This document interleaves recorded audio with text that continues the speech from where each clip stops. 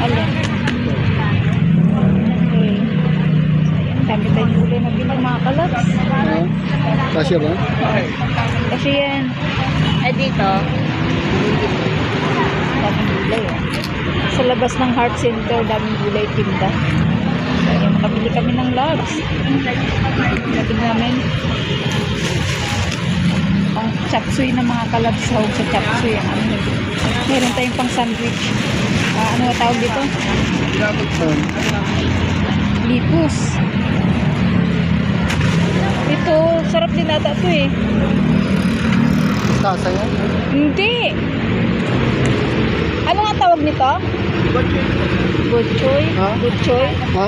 Butchoy. May butchoy naman tayo eh. Butchoy, ano yan? Basta ganyan. So, ayan. From Heart Center. Sabi ko ng Heart Center, mga kalabs, daming gulay-gulay. At merong prutas. Avocado. Buwan na lang, baka meron doon. Magkano avocado mo? 260 po.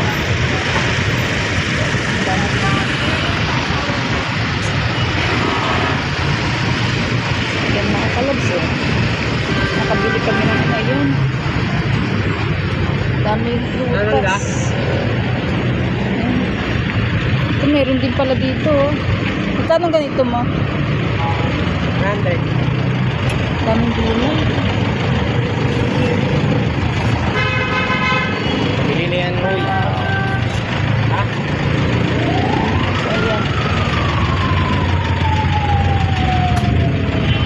So, uwian na kami mga kalabs. Uwian na.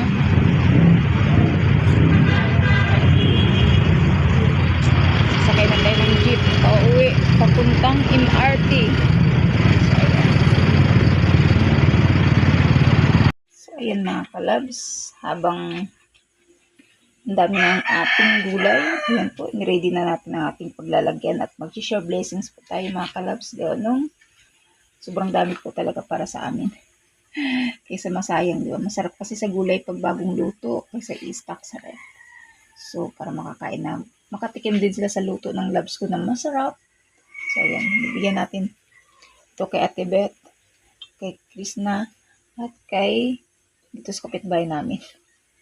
Maliit lang kasi kunti lang naman sila. Dalawa lang at sila tatlo. Tapos ito, baon ng loves ko at sa kanyang kasama.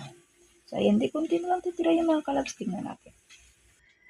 O, ayan na lang natira mga kalabs para sa atin. So, hindi na tayo maanuhan ng gulay mga kalabs kasi ayan na sila. O, diba? Bili na lang kayo mga kalabs. Ayan, o. Naka-ready na po. So, di-deliver natin door to door. So,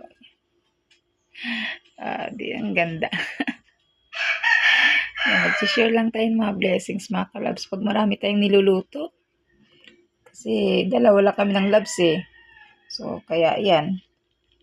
Iano po natin. Okay na ba tos kanila labs?